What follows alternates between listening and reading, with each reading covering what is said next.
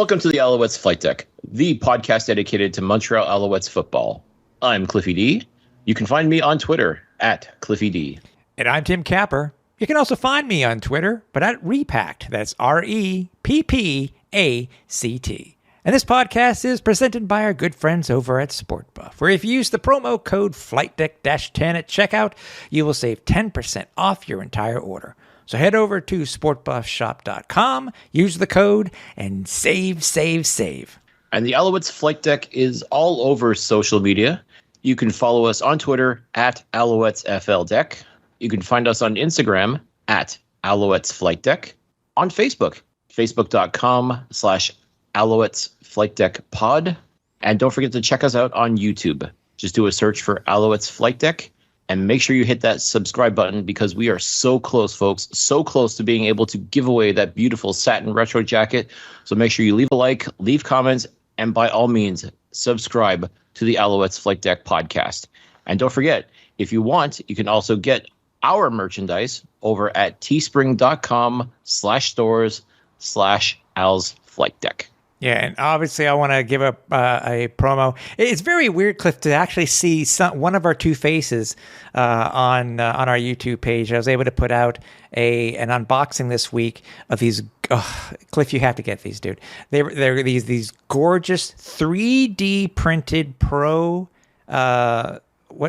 Pro style Alouette historical helmets. Yeah, I'll have to bring one to you the next time that I see you, because you saw the pictures that I sent to you on what the Pocket Pros versus these things look like. These aren't your daddy's Pocket Pros, dude. I mean, they come with the face mask. They come with the chin straps. What Pocket Pro ever came with a chin strap, dude? Well, and again, folks, if you're not sure exactly what this is, like, think about like back when you were a kid, those little gumball helmets that you would buy for $0.25 from the gumball machine. Same idea, same thing, except you don't have to try and mess with stickers and all this other nonsense. Like, no, these look amazing. I mean, this is just they're outstanding. I mean, I'm pretty sure like the photos and even the video doesn't do it justice. Mm-hmm. You folks, I mean, if you're a football fan, you definitely got to check this out because Tim's video was outstanding. Just to see these things is so cool. Like, I can't believe I can't believe that the Alouettes had thought of doing something like this before themselves. Oh yeah, and you being a Niners fan, I being a Steelers fan, I'm sure you would like one of these in your favorite NFL team too. There you go. So I mean, like this applies for all football fans when you think about it. I mean, like, these are just so cool, and the fact that the Alouettes have had so many classic, iconic looking helmets over the years. I mean, to be able to get all these helmets like that, like, I mean, that's well done, Tim. I mean, these are just, they're fire, as the kids say. I got to give proper shout out. I do. You see all the links where you can get these in the actual video itself over on YouTube. But I got to give a shout out to James because he has just done some amazing work. And to be honest with you, dude, I've seen some things done when it comes to 3D printing. I've never seen stuff like this. Like I said, the pictures don't do it justice, but go over to YouTube and check out our newest, I guess we could say live-ish video, but check out our first unboxing. So there you go, folks. I mean, now if that's not reason enough to subscribe to the YouTube channel, I don't know what is. We're starting to put out that video content, and listen, you can see us checking out the Puts-In helmet at Percival Molson Stadium, breaking cards, mini football helmets unboxings. I mean, listen, folks, we're just getting started as far as I'm concerned. Like, we want to pump out more content for you, in addition to just putting the show on YouTube for you to listen to.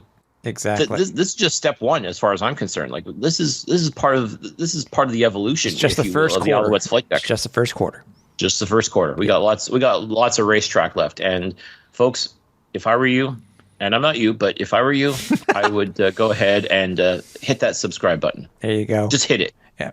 It may be hit it like the Alouettes hit the opposing quarterback. Woot woot, baby, yes. Maybe a bye week this week for the Alouettes, but man, we got a great home game and a home win to talk about.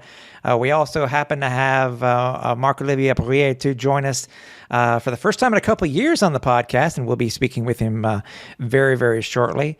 But yeah, again, we got to talk about this win too, but before we do, I want to remind everybody, even though it is a bye week this week, you're going to stay tuned because even though bye week. Oh, it is a bye week. We're still going to be giving away tickets to the next home game on September 2nd via the SportBuff flight crew seats. Stay tuned to all of our socials where you can apply to join the contest in order to win 2 free seats to see the Alouettes play the Ottawa Redblacks.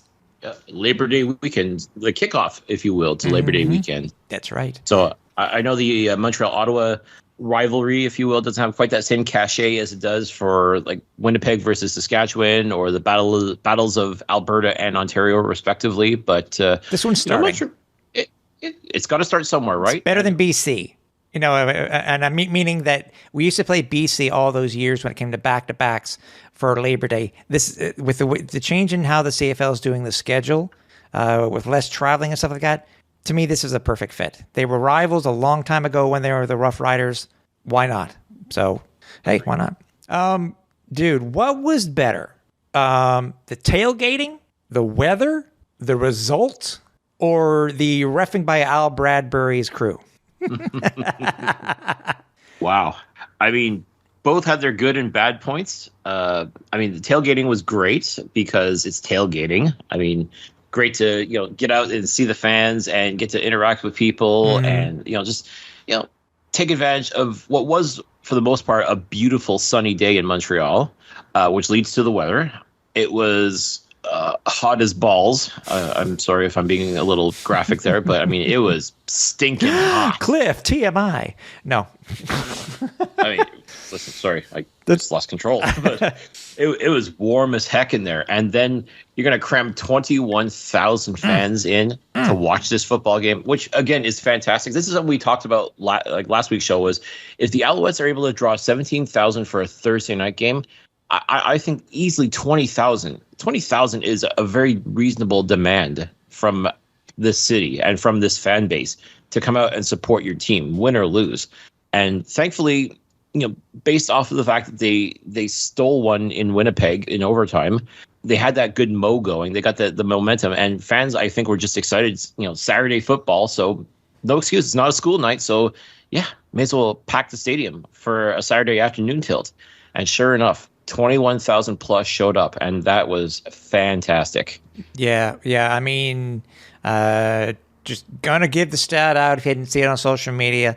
That 21,024 announced attendance is the largest regular season crowd for the Alouettes since 22,596 back in September of 2017. Huh. It was nice to see, and it's obviously the largest post-COVID crowd. It was a glorious thing to see. So it really was. Yeah, you've left out a couple of things. So a result and Al Bradbury's crew.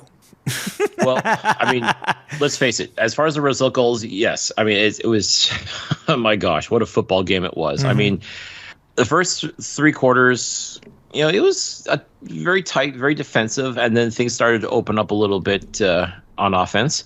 And for the game to come down to the wire, I mean, just like a few weeks ago in Hamilton, Montreal, they just kind of got themselves, they got it together and put together a drive to make things happen, a couple of drives to make things happen. And Hamilton would not go away either. And Hamilton this year really has struggled to close games in the fourth quarter. Montreal too, for the most part, but Hamilton has been notorious for them, that they just fall apart in the fourth quarter. And I won't say they fell apart. I think it just came down to whoever had the ball last was going to win this football game. Yeah. And sure enough, Montreal had 37.6 seconds to make something happen. And with Trevor Harris, I mean, I give this guy a lot of grief, and let's face it, he's earned a lot of it too. But he manned up. He did what he had to do. He did what everybody expects a guy like Trevor Harris to do. He drove down the field. He put the Alouettes in position to score a game-winning field goal, and David Cote, was it 48 yards away? Yep. Nailed it. He could have made that from 60, I think. I mean, he had the leg. He had everything going with him. So outstanding. So I mean, that there's definitely positive right there. And as far as Al Bradbury, looking for a positive with Al Bradbury and his refereeing crew, here's your positive. The game's over. Yeah. That was it. This guy. And again, I know it's not just him. It's his entire crew. My word. I some of the penalties that were called were just baffling, to say the least. Yeah, they were. It's so funny just how universally disliked Al Bradbury is. And it can't be just all on Bradbury. I will say that. I mean, he's not the one throwing every single flag, but he's got to own up for his crew. He's got to take the responsibility for what his crew does. And some of these penalties are just like, what the hell? Like these were just head scratchers more than anything else. And I'll even go so far as to say ticky-tack with a lot of them. Like some of them are like, okay, fine. Like, yeah, are they a penalty? Yeah, but really? Like, you're going to grind this game to a halt to call nonsense like that? Like, give me a break. Like, it's maddening more than anything else. Like, I don't know how it was watching it on TV, but I can only just imagine what it must have been like for them. And as I said, there are people all throughout the CFL universe that just do not like it when Al Bradbury is the head referee for a football game, regardless of the teams that are playing. It's incredible just how much he has united people in the CFL universe as to, as soon as you hear that Al Bradbury's refereeing this game, you're like, oh crap. Well, like this is not going to go well. If Herb Zurkowski mentions it, it's bad. and let me tell you something about Herb Zurkowski. I think it's well documented that I don't like him. You don't see eye to eye. You don't see eye to eye.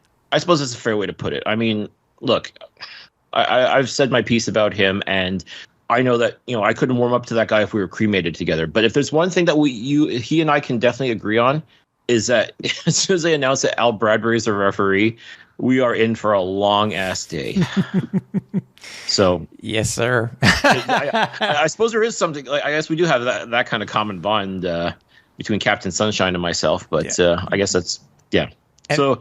The positive, so all this to say, the positive of the Al Bradbury writing is that the game is over and he's not refereeing anymore. Yeah, we'll talk about, because Cliff and I are going back and forth on one of these penalties, which we want to talk about, because it was still a bone of contention either way, because I ended up looking at the scoreboard and then seeing how many yards the Owls had, and I was looking online and stuff like that. I was like, really?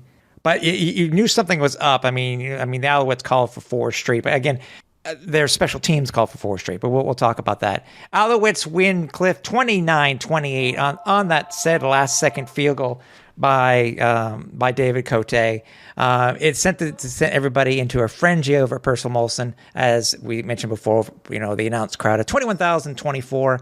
And hey, let me say one thing about this crowd. Yeah, they were loud. Oh my God, yes, they were deafening. And you know what? I mentioned that to you in the stadium, and I was like, is it just because I usually, if they get to a certain pitch, sometimes your ears can hurt for something. They can start to hurt. That's what happened to me. At one point in the fourth quarter, my ears, they weren't ringing. They were just hurting. And I was like, this is not piped in music. This is genuine fan noise. Yeah, and for all you crybabies about the air horns, this was not all air horn noise. This was honest to goodness fan made noise, like screaming, cheering, whistling, clapping hands, stomping feet. Yeah, there was some cowbells in there. There's no doubt some air horn in there a little bit, but I mean, this was mostly man-made noise and freaking loud. It's the best way to describe it. Like I said, oh my God, we're about to enter the Thunderdome, especially after Reggie White Jr. scored his touchdown for the Alouettes to take the lead late in the fourth quarter. And how about this? He had his own cheering section. I know. Like the section beside us. And people were yelling, Reggie, Reggie, Reggie. I was so infectious. Like, holy cow. This is great. Like, I mean, listen, you know, we got nothing but love for Reggie White Jr. I mean, he has earned everything that he's gotten as a member of the Montreal Alouettes. So for him to get his own, cheering section, that's great. Yeah. I mean, why? If you're going to find someone to cheer for, you could do far worse than old Reg there. I mean, and listen, the guy's a baller, so he definitely deserves all the accolades, all the flowers for sure. So, yeah, it just started from there, and just the fact that as Hamilton took the field, as I said, it turned into the Thunderdome. It got loud. Yeah, it really did. Yeah. And it was a late arriving crowd too, by the way. That's Montreal for you. I mean, there's always something going on. I got a feeling because it was a gorgeous Saturday afternoon, even though it was hot as balls, to quote Cliffy D. It was just, I think people just had forgotten what it's like to get into Percival Molson when there are a lot of people in the stadium. Yeah, and because we still had people coming into the second quarter. Oh yeah.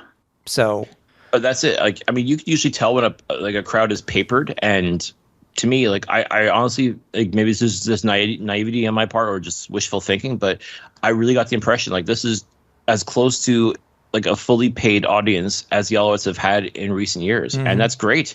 I think just building off that momentum of that huge win out in Winnipeg versus the Bombers, and now couple that with a beautiful sunny Saturday afternoon, like you don't have school the next day, you don't have work the next day typically. So yeah, why wouldn't you come out to the ballpark and have some fun? And again, the game finished early enough that you could still go out and hit the town if you really wanted to. So yep, and enjoy the rest of your summer evening. I mean, it was, as far as I was concerned, it was the perfect storm for the Alouettes to have one of their biggest, if not the biggest crowd they've had in recent memory. Oh, yeah, for sure. Trevor Harris was 24 of 31 for 382 yards. I think that's his most with the Alouettes since he's been here. It's his second most, I think, in the last 2 years when he was with Edmonton. But only one interception at the very beginning of the game, which did cost the Alouettes at least 3 points. But he did have 3 touchdowns. Rushing wise, I'm still on the fence about this. Walter Fletcher seemed to have most of it. I mean, he got 6 carries for 28 yards. But other than that, between the others, Joshua Antwi, Trevor Harris, and Dominic Davis, it also was 6 carries, but for 15 yards. But it was just, again, 382 yards passing. Harris well made up for what lacked in the rushing game, but that needs to improve by leaps and bounds, in my opinion. Eugene Lewis almost broke the 100-yard mark this week. 7 receptions on 10 targets for 99 yards, a touchdown and a 2-point conversion. You just mentioned that touchdown by Reggie White, 81 yards. KJG, Kalen Julian Grant, by the way, got official word from KJG after on the post game on the field that yes, we can call him KJG. So I'm happy about that. He had a touchdown, and that was a glorious touchdown itself too. So it's beautiful. He went to 8 different receivers.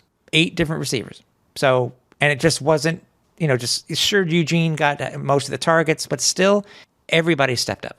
Oh, 100%. It was definitely a team effort, and on all facets of football as well. I mean, you're talking about offense, defense, special teams. Like everybody, I felt stepped up and made the case. And again, with a crowd this huge supporting you and backing you, and that, like, how do you not want to play your best possible football? And I think that's what the Alouettes did, was they got it together. Yes, they had some moments, they had some lulls here and there.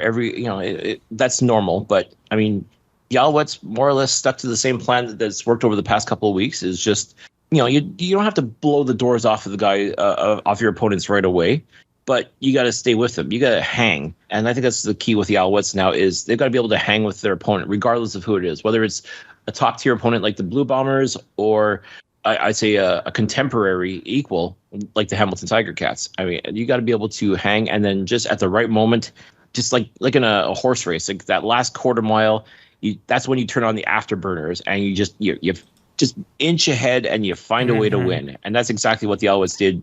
Like the past 2 weeks, I think that would be the best way to describe how they've gotten their 2 victories. And dare I say it, Tim, yes, the Alouettes are on a winning streak. Yes, sir. Yeah, they broke their season-long series of 1 win, 2 losses. Finally. That streak was getting a little tiresome. If it were flipped around, okay, I'd be happy with it. But still, it can be a little frustrating for Alouettes fans. By the way, question I wanted to ask you, Cliff, especially with the fireworks that occurred at the end of the game, how would you rate this game and this comeback? Because we had how many seconds on the clock when we first got the ball in the fourth quarter? Was it 37? 37.6. Okay. I made personal note because I said, like, this is where you nut up or shut up. I like that too. It's good. That's really what it comes down to. Is you keep telling us Trevor Harris is this great quarterback. He's this great leader, and this team is so talented and everything like that. And fine, it's all well and good to say that, but it's one thing to say it, and it's another thing to do it. And again, I will give Trevor Harris all the credit. Yeah. As far as being able to move the ball downfield, and give the Alouettes a chance to win this game. And really, truly, what it comes down to is these are the things you have to do. You don't have to score the game-winning touchdown. You didn't have to worry about that. All he had to do was get the Alouettes close enough for David Cote to do his thing. Yep. And ladies and gentlemen, for the love of God, put some damn respect on David Cote's name, because he did the thing. He did the thing, I will admit. And like cold as ice, as far as like not in a bad way. Like like he wasn't unnerved by the situation, because again, it's especially with all those 21,000 fans, everybody is just on the edge of their seat. Just make the kick. And so he nailed it. Is he foreigner cold as ice? I would say he's foreigner cold as ice. Oh yes, he was willing to sacrifice his love. There you nice. But he did the thing. So David, David, if you're listening, man, like I said, well done. Yeah. Well done. You did the thing. You sent everybody home happy. Kudos. I mean, there's nothing else to say but kudos. Yeah. And to the Alouettes themselves too, because it really was a team effort to get downfield, to give Cote the chance to do his thing, and they did it. So hats off to this entire organization for being able to make it the most exciting, nail-biting 37.6 seconds of your life. And that's where I was going with it. How would you rate this versus the 48 seconds left with the Tanner Marsh drive to win the game in the infamous rain game back in 2013 versus BC?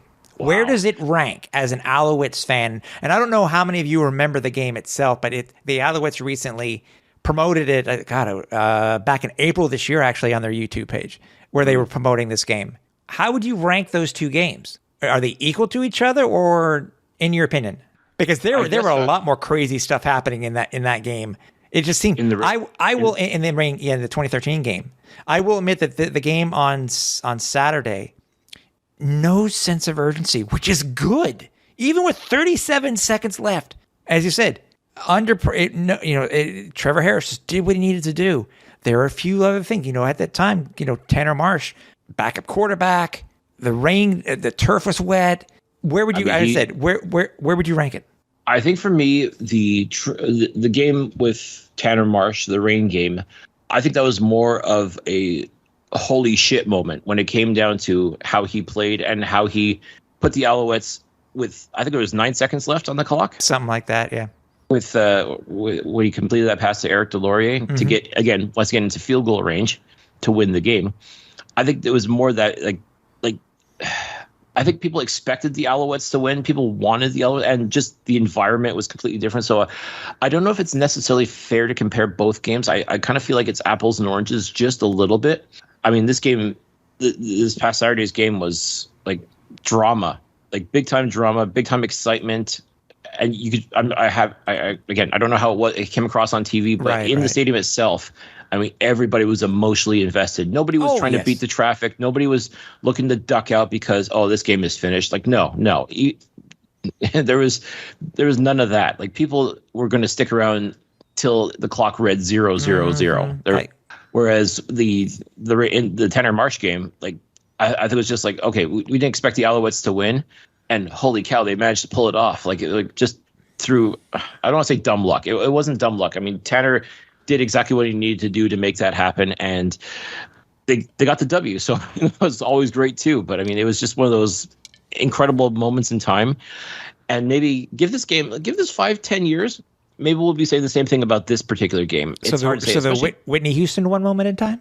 Oh, I wouldn't go that far.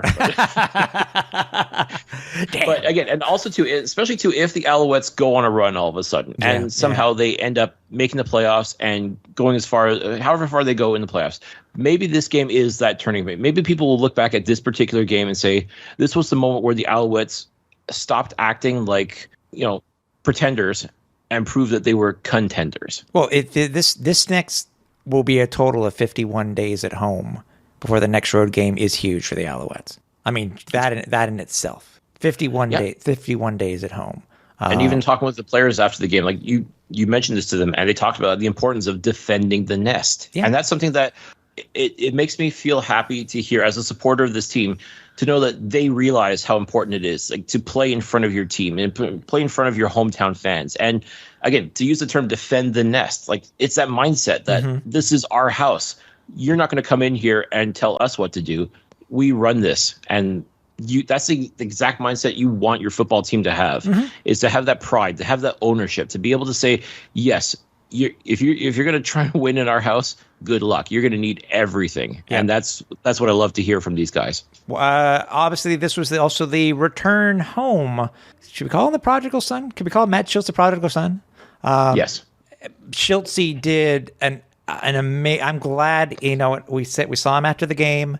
Obviously, we're going to congratulate the dude because, Schultz, friend of the pod, he is such a nice guy on and off the field. So it's just to see him do as well as he did. It could easily mean very good things for Matt Schultz for the future. 100%. And if anyone deserves that opportunity, and I'm so happy for him that he's had that opportunity. I mean, yes, it's come at the expense of Dane Evans not playing all that great and then getting hurt. So, I mean, but again, that's the reason why he went to Hamilton. Like, he wanted to prove, like, hey, listen, I've been a starter in this league. I can win football games for a team. I want that opportunity to do so. And for whatever reason, I guess he didn't think he had that opportunity in Montreal. So that's why he had to go elsewhere. It's unfortunate because like I said, he's a friend of the show. He's someone that we've come to know over the past few years. And we just want we want him to be successful. Maybe not necessarily against the Alouettes, but we want him to be successful no matter what. Yeah. And he can hold his head up high and say, you know what, I played a hell of a game in my former home. And he really did. He really did everything. Like, the Tiger Cats did not lose because of Matthew Schultz. I can tell you that right now. It really just came down to whoever had the ball last was going to win this football game. And lo and behold, it was the Alouettes. So Schultz has nothing to be ashamed of. I sincerely hope that Tiger Cat fans, they get behind this guy. They show him, hey, we got your back. We know you're doing it for us. Like I said, I want Schultze to have all of the success. For sure. Just not against Montreal. That's all. Yeah. I don't think that's too much to ask, really, when you think about it. Let's talk about the negative here. I think it leads into a potential rant or comments about so I happen to bring up the Al Bradbury effect and his crew. It sounds like a good name for a band. The Al Bradbury effect? Yeah, the Al Bradbury effect. Alouettes, we keep hoping that they would get better. Penalties, it just seems to be that the penalties are just continuously being a killer for these Owls. 13 of them this past week for 176 yards. And if I did my math correctly here, Cliff, the special teams, which had been amazing all year, had, I think it was 8 penalties for 102 yards, including 4 straight penalties at the end of the third quarter, which led to, because of a roughing the kicker, led to a touchdown by Hamilton. It's getting bad, dude. I mean, I was wondering. I remember a couple of weeks ago when they had their third or fourth most penalty yards in team history. They were always winning these games. This is one of those games, but I mean, it was much better for Hamilton, mind you, 10 for 125. But still. Yes, the penalties show that they were called that they are on the Owls, but Al Bradbury effect, in our opinion as fans, and even after watching some of them on television, we weren't too convinced. But still, Cliff, thoughts on this is one of the monkeys that we just can't seem to get rid of and get them off our back. We really can't, and it's funny because the first thing that happens as soon as you start racking up all those penalties, everybody comes back to, oh boy, where's all that discipline that was supposed to be coming back as far as getting rid of Kahari Jones as head coach? And I'm sorry, but Danny Machocha does have to kind of answer for that. I mean, it's very hard to say that discipline was the issue when it's still the issue, and it's not like your first game. Like, you've now got 4 or 5 games under your belt as head coach of the Alouettes, and these penalties and discipline issues are still persistent. I mean, at this point, you just kind of, as a Alouettes fan, you almost just gotta kind of shrug your shoulders and say, "Oh, the hell with it." Just try not to lose the game at this point. I know. I know, but it's frustrating though. It is very frustrating because there is no answer for that. Like there's, other than, start benching players every time they make a mistake. I mean, like, can you really afford to do that? No. I don't think so. No, you really. It's so tough. It really is tough because like every time you see the flags go up. I mean, Lord knows CFL games have more than their fair share of penalties called, but oh my God, like some of these penalties are just egregious. Mm-hmm. Some of them are deserved. Mm-hmm. Some of them, like I said, there was quite a few ticky-tack calls, like these roughing the kicker calls. I'll be honest with you, I felt they were kind of on the limit. I think the first one was pretty good. By the way, if I did the stats and the research correctly, I think we had our first, because this used to be a huge issue with the Alouettes. I think they had their first no yards penalty this year on special teams. I think it was their first. And that's damn good considering with the change in the rules for just the season. Yeah, and again, all the credit to that has to go to Byron Archambault, mm-hmm. the special teams coach for the Alouettes, because for the most part, he's done a very good job of getting his guys in line, making sure that they don't cost games because of stupid penalties, especially when it comes to special teams. It's so easy, especially when no yards. I mean, it's just one of those things that sometimes it's unavoidable, but there are times, too, where you kind of look like, oh, okay. This one was kind of unavoidable, I will admit. But going back to what you were saying before, I think the Alouettes, did they have three roughing penalties, or was it two? I'm trying to double check here. I think it was three. Here, roughing the kicker in the third. Oh, look at that. Roughing. Yeah. There's a bit of a pattern there, isn't there? Yeah, and in my opinion, I think the first one was fine. I really think that the second one was Hamilton kicker was going for an Oscar. I really do. It was a bit of a sell job. And even talking with Brian Harlemana, who was the unfortunate recipient of that penalty, I said, dude, like, is it me? Like, is this something I'm not seeing properly? Because, I mean, I've had a fairly good vantage point. And, like, you were close, but not close enough. And he confirmed, like, yeah, I think the Hamilton kicker is, as you said, going for the Oscar. And you may as well give it to him at this point because, good sell job, buddy. I mean, that's... mm-hmm. But again, referees are going to call that kind of stuff. So, I mean, you almost got to... I mean, how does one prepare for something like that? How do you're like, okay, I want to try and knock the ball because, you're trying to make that play too. You're trying to, you're trying to block the kick, but at the same time, you don't want to run into the kicker inadvertently or not. No, I agree. And obviously the one that we wanted to talk about specifically too, that we were talking about pre-game was the horse collar tackle with 1:21 left in the fourth, which was deadly. Yes, it led to points. Because I think at the time it was this the thing at the time where it was third and 18 or third and 28? Was it third and 28 on that one? I think that was that the one, and then it basically gave them an extra 13 yards because it was an automatic first down. First down. I think that's what it was. Yeah, Schultz had been sacked. Oh, second time the Schultz had the ball go over his head. Yeah. So I know you wanted to talk about that horse collar tackle penalty. I take umbrage with the fact that it was called a horse collar tackle when Nick Usher did not even tackle Matthew Schultz. I mean, were his hands up a little high? Sure, you could probably make that argument, but how do you call horse collar tackle when you don't tackle the guy? I mean, it's just called a horse collar tackle. I get that. No, but what I'm saying though is like, okay, I understand where his hands were, but at the same time, like Usher slid off him for Christ's sake. I mean. How is that a tackle?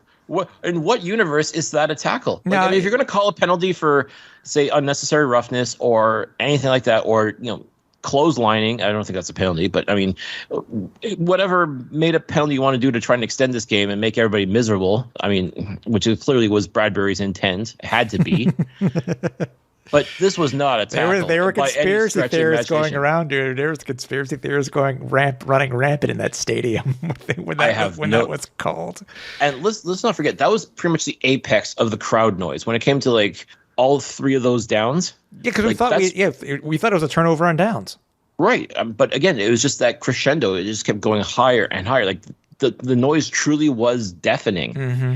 And then something like that happens, and your first instinct is be pissed off at the defender because you idiot, you just gave this team new life. But at the same time, like you look at the penalty, I'm like, how do you call that? Well, That's not a tackle. Okay, I get that, and it just happens to be called a horse collar tackle. I don't know whatever penalty that they could call. To be fair, and I know both of us have watched the replay. I actually think it was after seeing it, I think it was a legit call. And this is where the strange part occurs. Yes, it's not a normal horse collar as you and I, as we know as football fans, right? But, and we've seen it being called before in the CFL. I think and it would be called, I think, in any league. He was able to grasp inside the collar. Once the fingers were inside the collar, it was going to be called. And they did. Now, I said, you may have seen it differently, but in my opinion, I think he had it. I looked at it 3 or 4 times. He had his fingers inside the collar, even though his fingers slipped off. His hand slipped off his uniform. And I guess to me, penalties have been called for less, dude. You and I both know this. You're not wrong. You're absolutely not wrong there. But again, I just can't look at that play, and I too have seen it numerous times, and I can't in good conscience call that a horse collar tackle, and neither should the referee. Was it high? Absolutely. I don't know what you could have called in its place. I don't think it impeded the play in any way, other than the fact that they would have needed a buttload of yards just to get a first down. And Usher didn't make the tackle anyways. So how can if you don't make the tackle, how can you call it a horse collar tackle? This is what I'm saying. I know it's semantics, but I get it, dude. I get it. It's ridiculous. Like I think that maybe I don't know. Maybe Bradbury had Schiltz in his fantasy pool. I don't know, but who the hell knows? But it was ridiculous. Like especially you're trying to take the wind out of this crowd too. Like especially the fact that this crowd produced such a raucous atmosphere, and now you're basically pissing all over them when you do stuff like that. Everybody booed too. Everybody thought it was the same thing, but you know what? I did too. I thought it was a piss poor call. Again, after seeing, sometimes your opinion changes once you've seen it. And there are a couple of them there that we were questioning. I think one, Danny Mac challenged, I think, if I'm not mistaken. One thing, by the way, that I found that is interesting. There was another penalty. I can't remember which one it was. It was in the fourth quarter, I think, where it was a major penalty against Montreal. So maybe it was that one. I think it was that. It would have to be that one. And Danny Mac decided not to challenge because it helped us with having that timeout that gave us those 37 seconds. Because it's very possible if we had lost that timeout, we wouldn't have had 37 seconds left. It's true. Because believe me, Hamilton would have done everything they could to bleed the clock. And again, that's smart football right there. Mm-hmm. So yeah, we'll agree to disagree on that one. I think we'll have to because like I said, I mean, if you're going strictly by the letter of the law, then yes, it was a horse collar tackle. I'm just saying, look at things realistically, and I want to believe. Like I don't know what kind of review process the CFL referees have with the head of officiating, as far as going back and looking at these things. Like I'm pretty sure that you have to kind of look back and say, okay, you know what, was this the right call? Should this even have been called? I mean, the fact that the guy didn't make the tackle, I mean, that's, like to me, I'd be reviewing that more than anything else. I mean, for the most part, all you want is a fairly called game. And I want to believe for the most part that the referees do the best they can. It's obviously not an easy job, but I mean, some of these were just like, you're kind of reaching with some of these penalties as far as I'm concerned. And, maybe was it by design? Who knows? I mean, only the referees could truly tell us that, but exactly. Again, referees don't win or lose football games, but my God, do they ever want to be the stars of the show at times? And I wonder if I can't help but wonder if maybe that's really what it was. It's the fact that you got this game, everybody's tuned in, everybody's interested.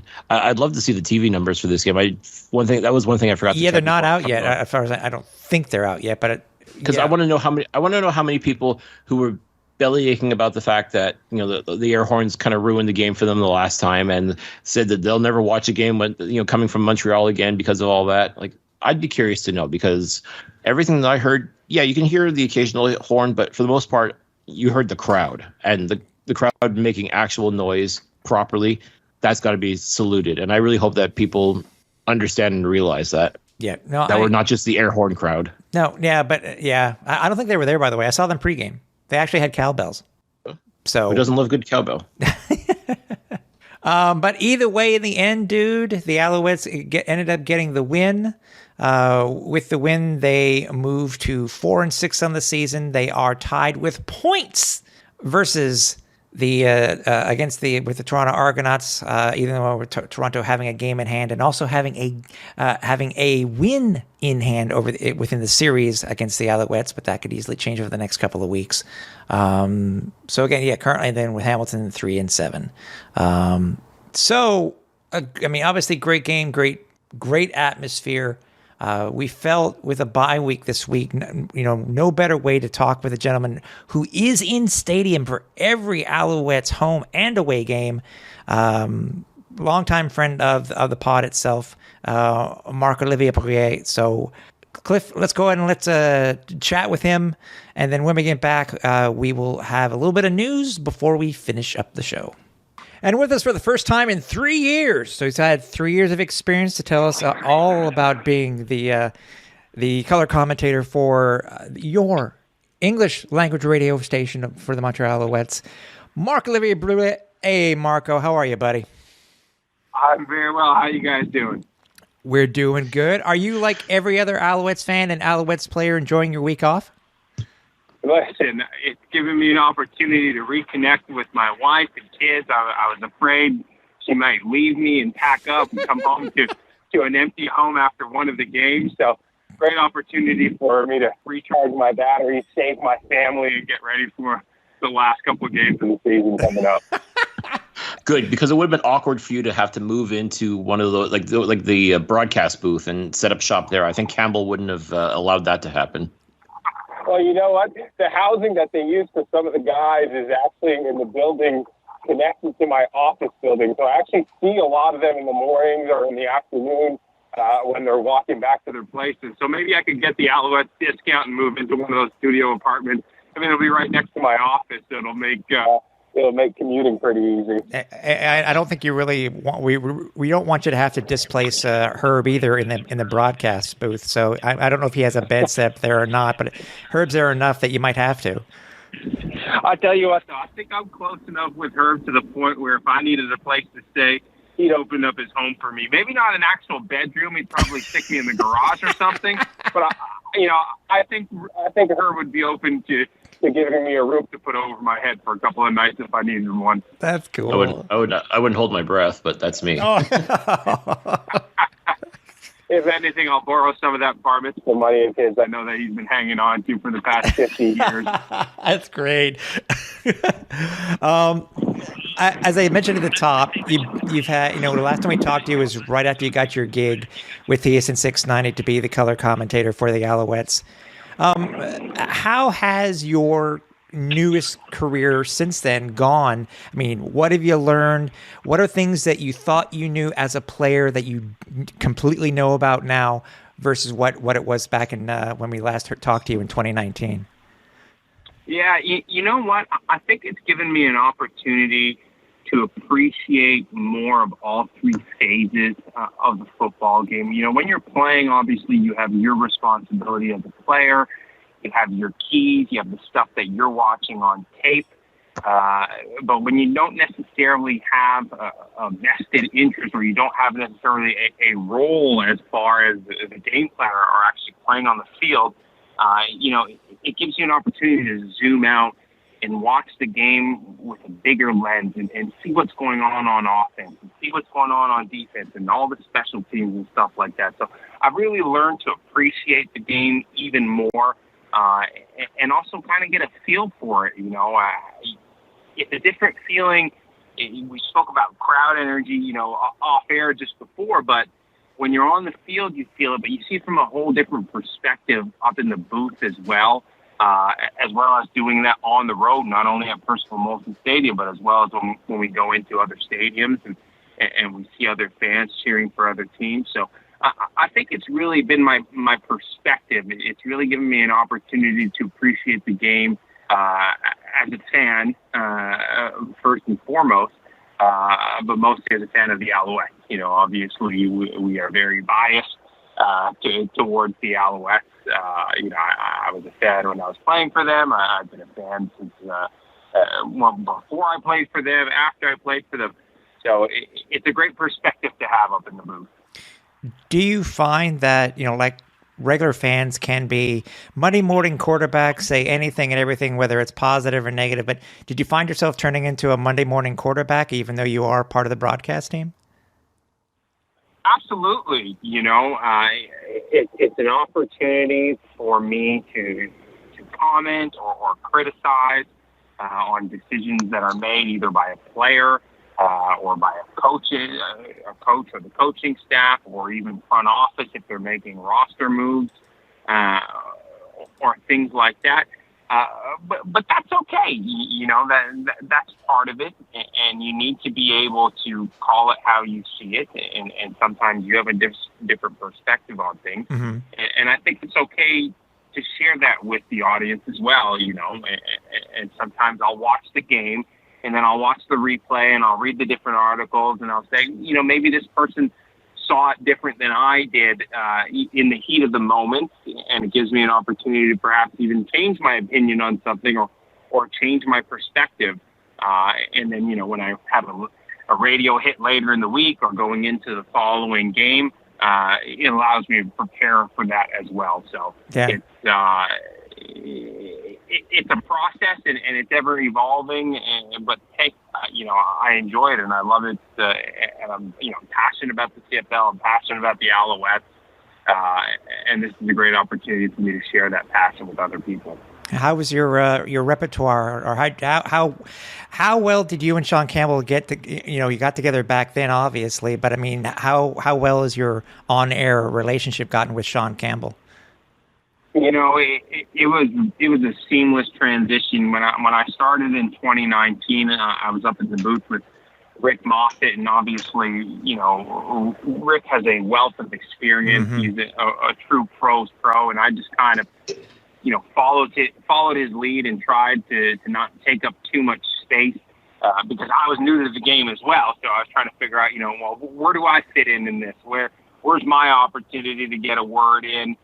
And as I got to work with Rick, I think, we developed a really good rapport. And then obviously the 2020 season's canceled. We come back in 2021. Now Campbell's in the booth with me. So, even though I like to consider myself the veteran of that broadcast duo, considering I had a year more than him, he's obviously been in the business way longer than me. I mean, anybody who's listened to any of the shows that he's been involved with on TSN690 and his new show, Campbell versus Gallo, knows that, I mean, he's a tremendous talent. And so it's just a matter of figuring each other out up in the booth. But I think we adapted very quickly and make for a very good team.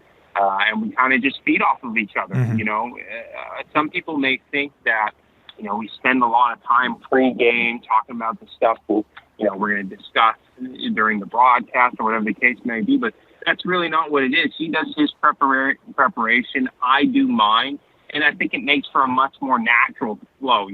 I appreciate that I don't necessarily know the topics or the questions that he's going to be teeing up in pregame or postgame or whatever the case may be, because it makes it more natural and an honest exchange and conversation between the two of us, which I think is a much more pleasant experience for the listener.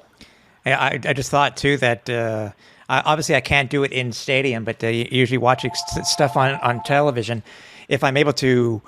If I were able to feed you a stat that came about, I would do so if I could, man, so you could get it out to the masses immediately. Yeah, and, luckily with technology, we can pull up a lot of stuff at our fingertips, especially when, you've got an injury and you've got a lesser-known guy on the depth chart. Now, you've done a little bit of research beforehand, but all of a sudden, hey, that might be that guy's coming out moment, mm-hmm. and obviously the fans want to know more about him. And you pull up his, NFL draft scout profile, you pull up his Wikipedia, you get those college stats out to try and not only learn for yourself, but share some of that with the fans who perhaps are listening in their car and don't necessarily have access, to the graphics that TSN is putting up on TV or anything like that. So, it's an interesting process, but, hey, it's part of it. It's kind of like football. You need to be able to adjust on the fly, adjust on your feet, and think fast. Oh, for sure. And one last thing, then I'll actually let Cliff get a word in edgewise here. You talk about that. What was one of the give us just that example? Something that you had to change on the fly for information that either happened on the field or something that was fed into your ear during the game. Yeah, most recently, I would probably say, when Chandler Worthy started going off as the Owls returner, I mean, I knew a bit about him. He'd been around in the league for a little while, and I'd played against him, as a matter of fact, when he was a receiver in Toronto, and then all of a sudden, he's in an Owls uniform, he bursts onto the scene, and you're like, is he really this home run hitting returner? Now I got to go back and I got to take a look at what he's done in the past. Mm-hmm. And it turns out, that he's been a dynamic returner his whole career. I mean, he played at Troy. He was friends. I remember Bear Woods telling me about this guy, and then you start picking up these memories, start Googling really quick. But before that, Chandler Worthy was just another returner on a piece of paper that had bounced around the CFL a little bit. But now, after what he's done on the field so far over the past couple of games, obviously I've done quite a bit more background research on him. Yeah. Cliff. All right, Marco, let's talk about these 2022 Alouettes. I got to say, we're pretty much at the halfway point now, and I still can't really truly make heads or tails out of them. What do you think? How would you describe this Montreal Alouettes team as it sits right now? I think they are a good, not great football team that have a few flaws that if they can correct, they can take that next step and become a very good football team. And when I'm talking about, I mean, the glaring problem is the penalties. They got away with one against Hamilton. I think it was off the top of my head, 13 penalties for 175 yards. I think the only reason that they gave themselves a chance to keep that game close was the fact that Hamilton also had 10 penalties, and I think it was about 120 yards in penalties. But, unless you're a team that can put up 42 points, for example, on any night, and you're just blowing teams out, you can't afford to give up free yards like that. You can't afford to make selfish mistakes like that and be undisciplined. They're not good enough to win close football games if they can't keep that under control. The other issue that I think they had was closing out football games. I mean, you go back to the first game against Winnipeg. They go head-to-head with them for 3 quarters against the best team in the CFL. They keep it tight, and then the wheels fall off in the fourth. A couple of weeks before that, they go into the fourth quarter with a 2-touchdown lead against Ottawa. And had it not been for Darvin Adams dropping the ball in the end zone, that game's probably going to overtime, or Paul Appolise is going for 2, and the Redblacks win that football game. So they have a lot of issues with finishing and closing out games and finding a way to win. And then, they seem to be on the right track. The second game against Winnipeg at IG Field, another hard-fought battle. They had some bounces go their way, but they were competitive for 4 quarters and gave themselves a chance to win. So you start thinking, well, hey, maybe did they fix this problem? Then they come back last week against Hamilton, play them tight for most of the game, keep it competitive in the fourth quarter, and pull out a win. So hopefully this is a good sign of things to come for the Alouettes. If they can fix the penalties and continue on this streak of being competitive in the fourth quarter and closing out football games, I think they have potential to make some noise in the second half of this season and place themselves somewhere in the East where hopefully they will be able to host a playoff game in the first round. Well, all they got to do is be either in first or second place, and they're guaranteed a home playoff game. So there's that going for them. Yeah, and you know what? I think these next couple of games, including this past week's game against Hamilton, are really going to shape, the Alouette season. I mean, you have 3 more home games. You're going to play against the BC Lions, who are going to be, without the leading candidate for MOP this year. Unfortunately, Nathan Rourke is going to be out for a couple of weeks with that Liz Frank injury to his foot. But, that's a great opportunity at home to win against a good football team.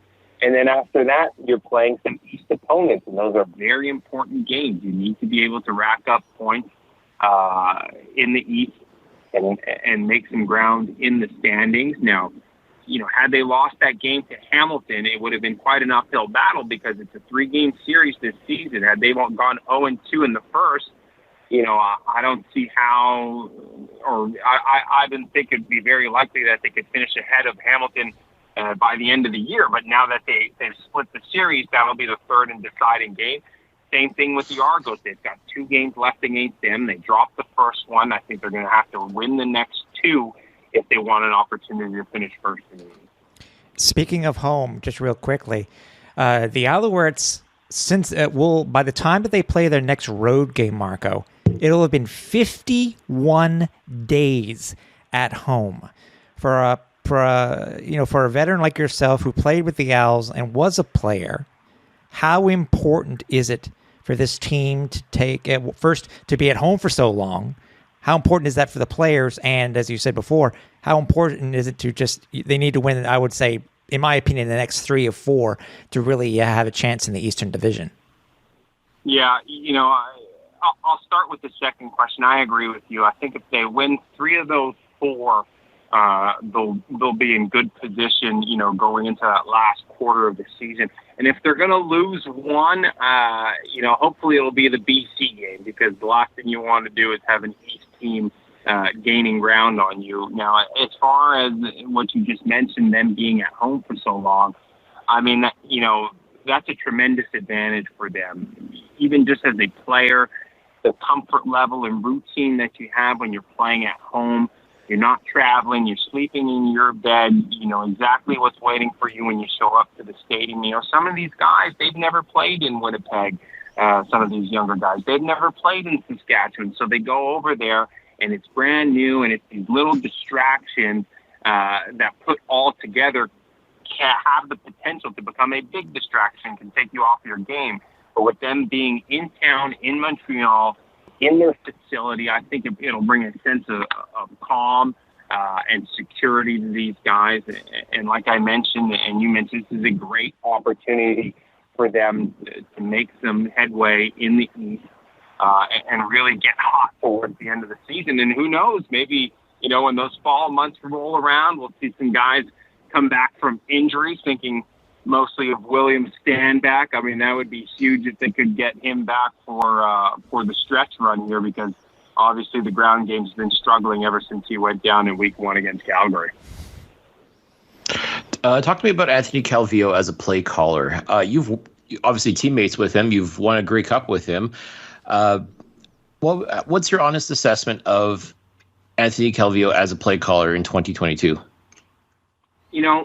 I think he got off to a slow start. I think there was a lot of pressure on him taking over after Kahari left, and him really being, the head guy in charge as far as play calling. And I think he had to figure himself out. He had to figure his personnel out as well. But I think we've seen a lot of improvement. I mean, even just in the red zone.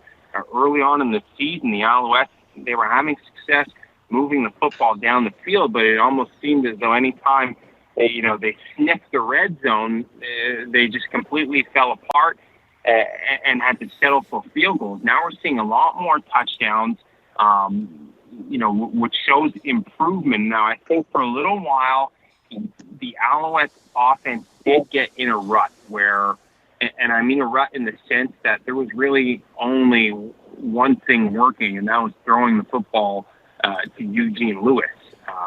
And it didn't take very long for teams to figure out that if we just put 2 guys on Gino and dare you to beat us elsewhere, you're going to have a tough time. And that's what the Ticats did this past week. But the Alouettes were able to find the way to spread the ball around, get some of their other offensive guys involved. And at the end of the day, Eugene Lewis still made some plays. I mean, he's just that good of a player. You can't eliminate him. You can try and slow him down. But I do like the progress that we've seen over the past couple of weeks in that, it's not only Geno Lewis centered anymore. The ball is going around. We saw Jake Wieneke have the best game of his season a couple of weeks ago. And something that I was impressed with as well is that, despite the struggles that they've had running the football, I'm glad that they haven't given up on it. Now, they're not, running the ball 20 times a game, but for a little while there when Calvillo first took over, I mean, you look at the stats, and we had some games where, tailbacks combined had maybe 4 or 5 carries at the most. Now they're more in that, 10 to 13 range as far as carries are concerned. And I like that. They need to keep plugging away at it. They need to figure it out. They need to be able to get some type of production out of their run game because obviously that opens up the play action, that slows down the rush, and that allows them to take some shots downfield and create some big plays. All right. What do you think of Tyson Philpott as his progression in his rookie season? Like, where do you see the ceiling on this guy? I mean, he's impressed me every single time he's had the football in his hands, whether that was as a returner or a receiver.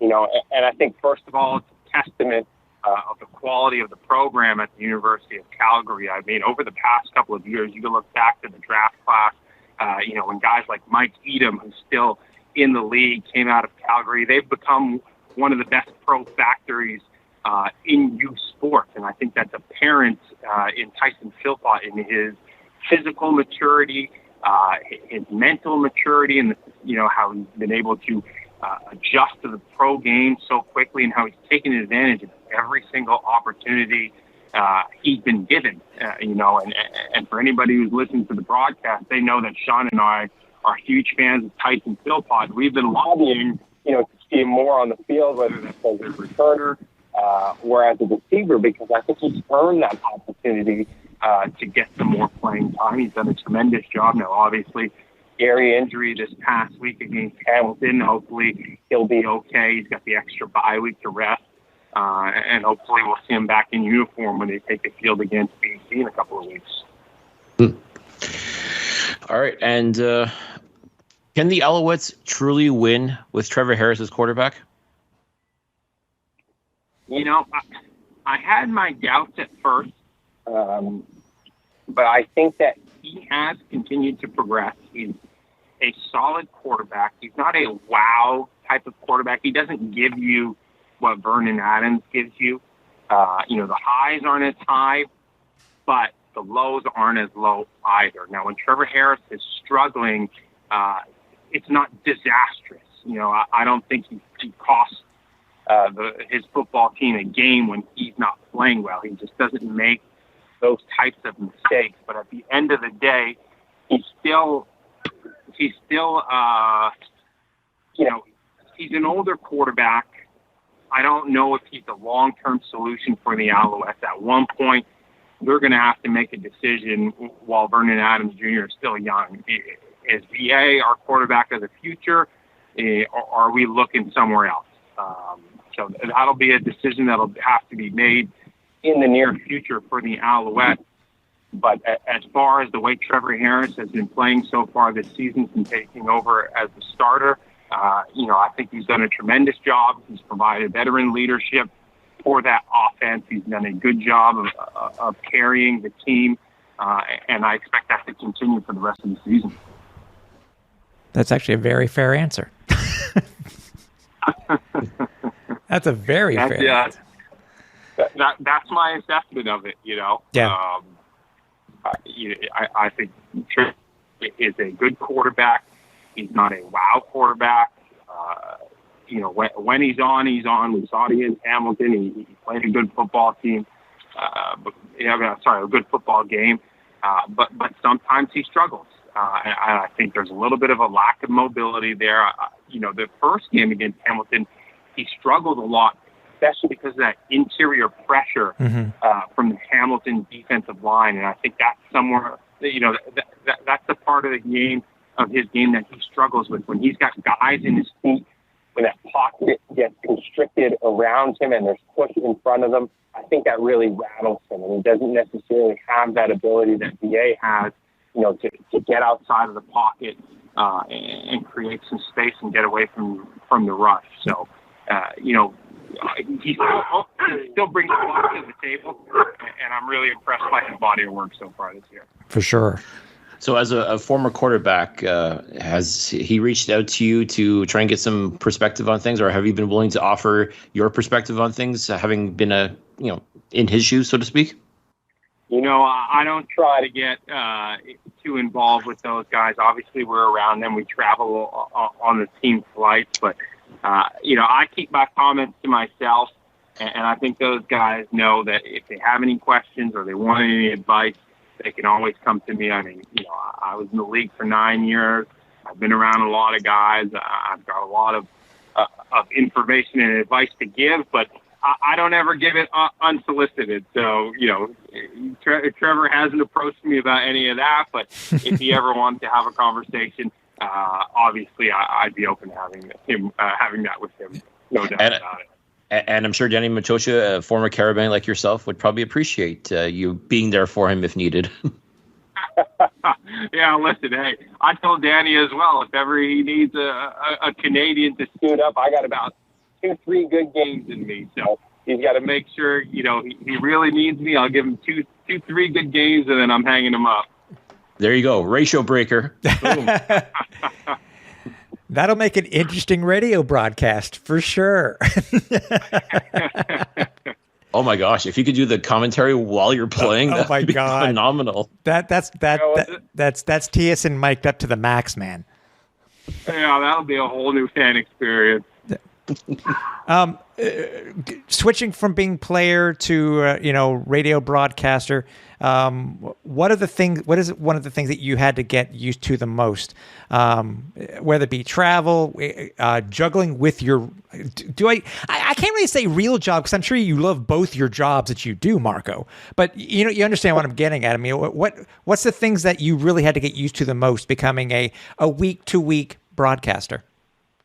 Yeah, of course, it's juggling real life, right? When I was playing, it was 100% football all day, every day.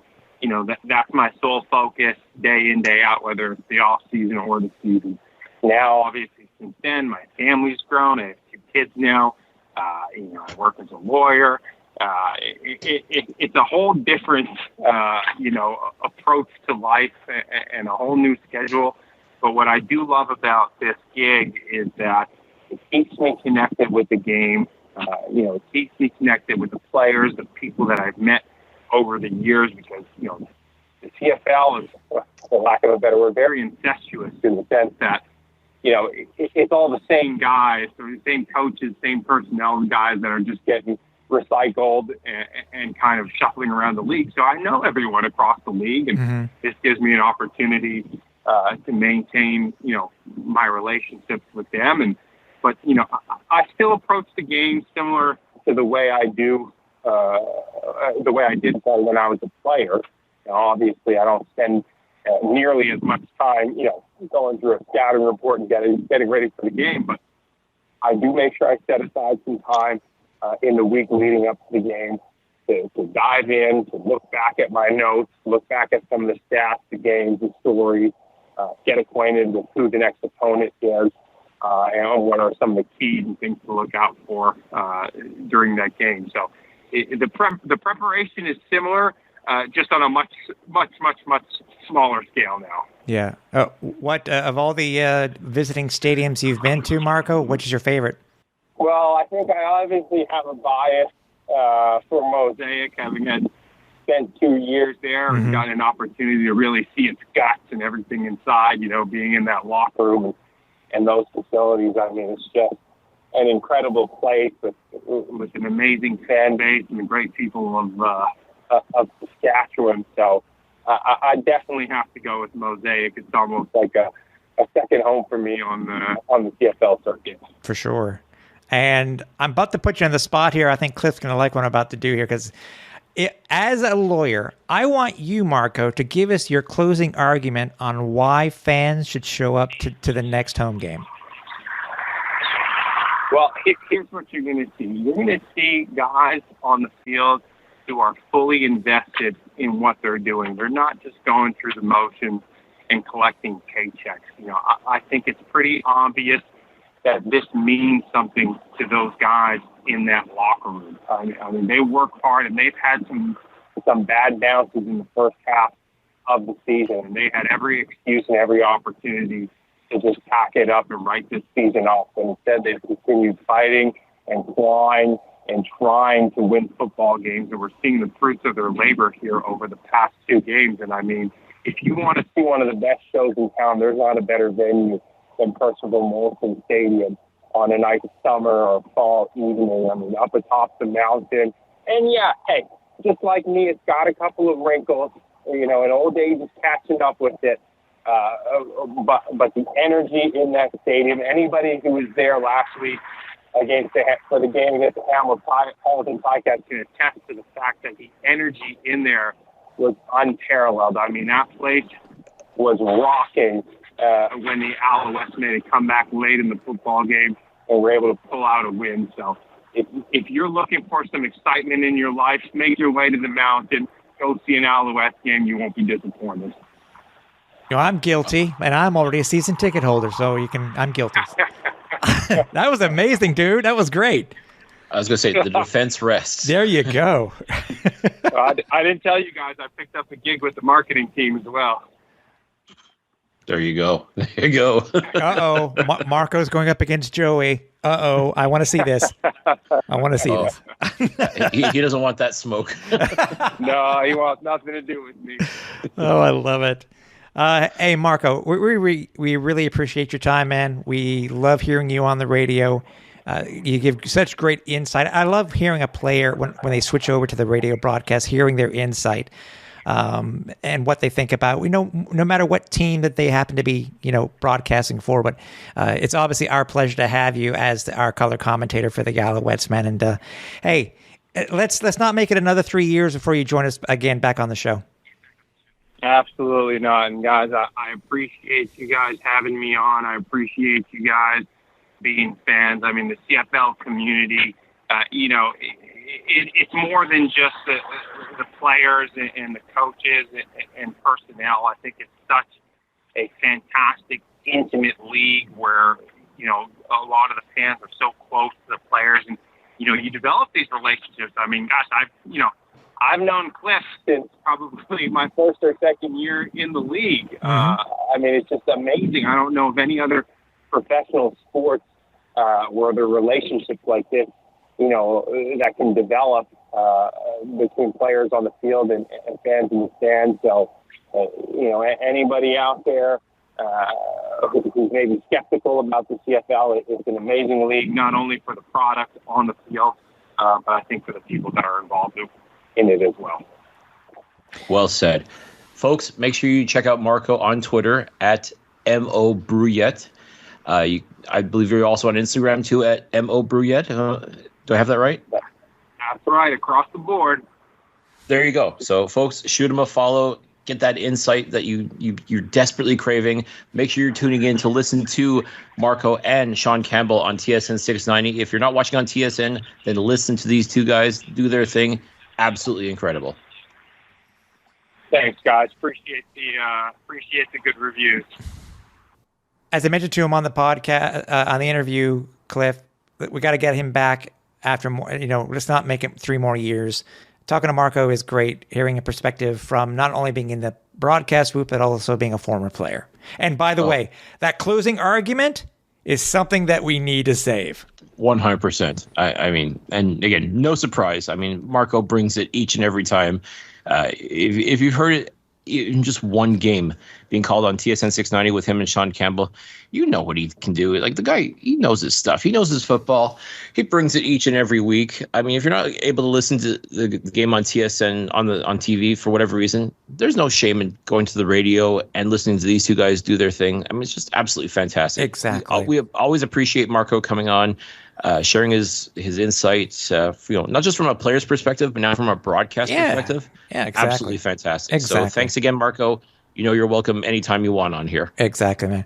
So as we mentioned, it being a bye week, not much news has come about. I mean, one of the biggest things that we have to at least mention is that for the second time this year, quarterback Trevor Harris was named a Player of the Week. And you look at his stats, Cliff, and there's really no argument. It's a well-deserved honor that he received. Without question. I mean, as I said, we've been hard on him because we expect a certain level out of him. After all, I mean, he came in here with much fanfare. He was brought in as the missing piece to the Alouettes Grey Cup run of 2021 when Vernon Adams went down to injury. So, I mean, they've been pumping this guy's tires for the better part of, I'd say, a year now. And when he was re-signed in free agency, there's a lot of shock, a lot of "Are you kidding me?" kind of thing. Like now it's like, okay, now you've got Trevor Harris from both of us. Yeah, and then it was kind of sold to us as, well, now you're getting Trevor Harris, a top quality quarterback for a fraction of the price. I'm like, okay, but I just he's going to have to prove that. And when he took over, yeah, he struggled. He didn't look crisp. He didn't look like he was doing just enough to pad his stats. I really felt that. But over the past couple of games, I've seen the leadership out of him. I've seen him do the things that we have expected. We expect someone like a Trevor Harris to do. And again, he put the Alouettes in position to win these last two games. It wasn't pretty by any stretch of the imagination. Just about to say it. You took the words right out of my mouth. Exactly. Not pretty at all. But there are no style points in the Canadian Football League, folks. I mean, ugly wins count just as much. And I won't necessarily call this an ugly win. It was a hard-fought battle. No, it was. He's getting closer to the 2019 semifinal Trevor Harris. And if he can find that form, and it looks like he's starting to look a lot more comfortable. I mean, he's still holding on to the ball too long, still kind of getting away from the ground game a little bit. I don't know if that's by design or not, but I mean, like, listen, well, he did what he had to do. Yeah, holding on to the ball, that was the first interception this past week. Bar none. Yeah.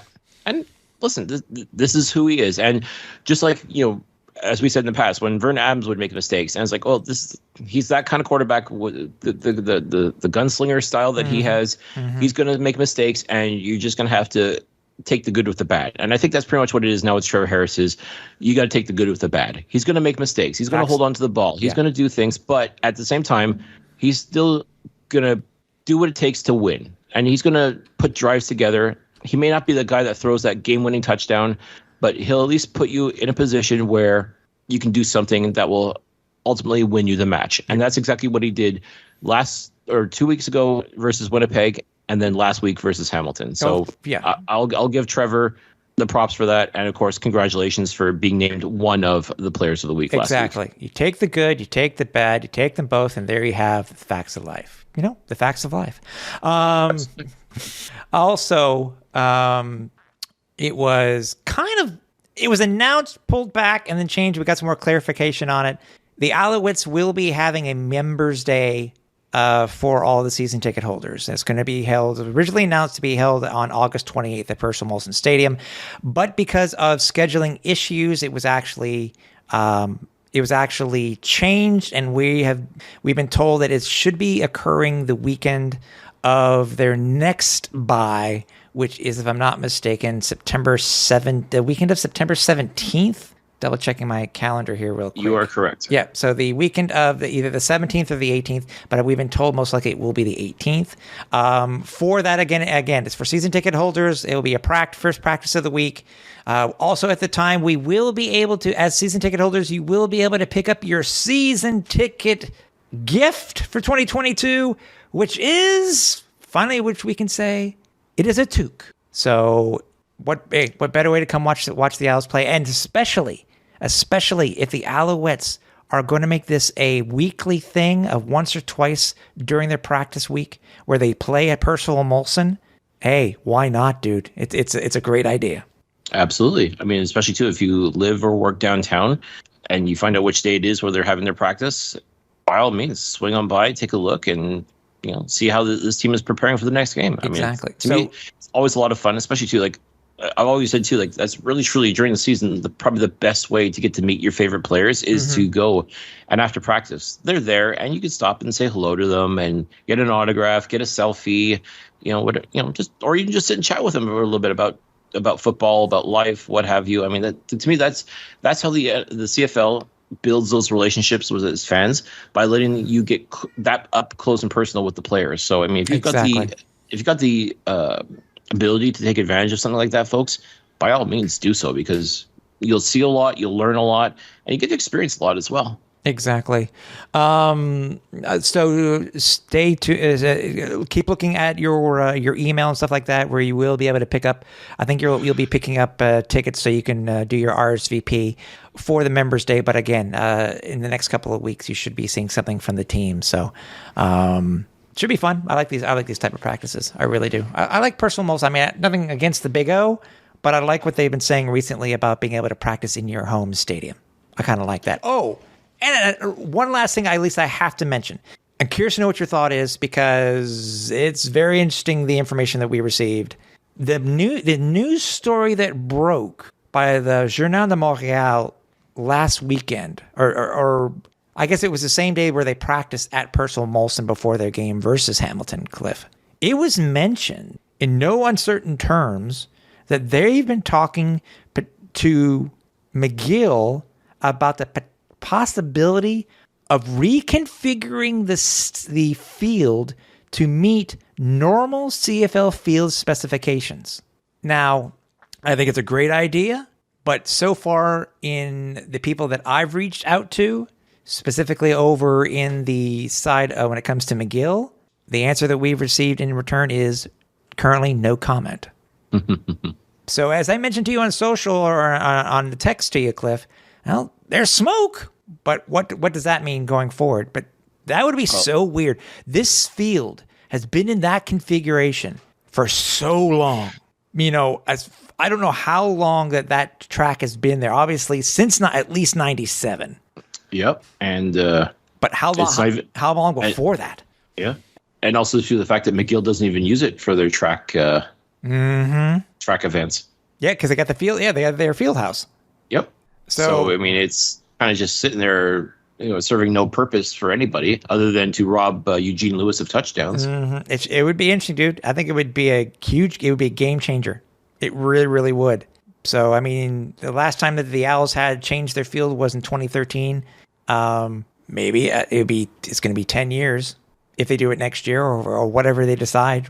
Well, we'll follow up with you guys if we hear any more information, but at least I wanted to at least mention that before we finish the show, because that'd be That's it. It's I don't know how many people saw it, the story, and how much people thought it's really a nothing story. It's not a nothing story. It may not be players and the game itself, but this is on field stuff. Well, and as I said, I mean, Eugene Lewis this year alone, I think, has been robbed of, if I'm not mistaken, maybe potentially 2 touchdowns, because when he came down out of bounds. I mean, that should have been a touchdown, because the end zone is modified to conform to the track standard. He kind of got jobbed out of a couple of tutties. So that's one of those things that hopefully going forward, that as the Alouettes want to grow and continue to bring fans back to Percival Molson Stadium to see football games.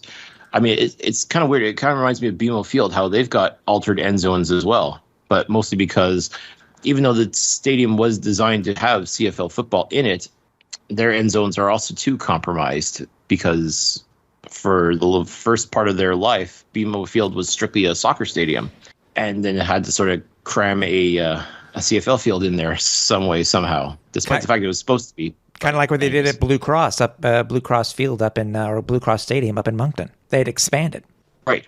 So should be fun. But again, I'm curious to see if these changes do come to light. I think as long as the Alouettes keep being successful and they keep drawing in crowds like they did last Saturday, I mean, ultimately you want to prove that this is where your football team should be playing.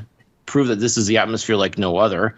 You may as well give the team, your best tenants, as far as I'm concerned, give them what they want. And if that means modifying the end zone to be a proper CFL regulation end zone, then that's what you got to do. I mean, you're not even using the track anyways for its intended purpose, so you might as well. Yes, I mean, sir. This is almost a no-brainer as far as I'm concerned. But again, McGill, obviously, they're the owners. It's their house, so to speak. So you can't necessarily tell them what to do with it. But if Mario Cicchini can work his magic and kind of convince them, hey, listen, this is going to benefit all of us in the long run. So if he can make that happen, and McGill kind of sort of sees the value in making those changes, then everybody wins as far as I'm concerned. So exactly. Here's hoping that they truly give us some consideration, and maybe by 2023 we'll have a sort of new look Percival Molson Stadium. It'll be interesting. Again, we'll be back next week to talk to set up the game versus the Ottawa Red Blacks. Reminder again, you can once it is out, you can put in your names for those SportBuff flight cruise seats for those pair of tickets to see the Owls versus the Ottawa Red Blacks at Percival Molson on September 2nd. Speaking of SportBuff, I'm gonna be meeting up with the guys at SportBuff this Friday, so potentially stay tuned for a little bit of insider information from the warehouse over at SportBuff when I speak with Chris and Gary. Should be nice to meet up with them. So, well, thanks for not inviting me. You're working, dude. I happen to have the Friday off. So, well, how's bragging camp going? Well, poison ivy. So enjoy the week. Sans Alouettes, but we'll be back next week to talk everything Alouettes football. So everybody here at the Alouettes Flight Deck for Cliffy D, I'm Tim Capper. We're on Final Approach.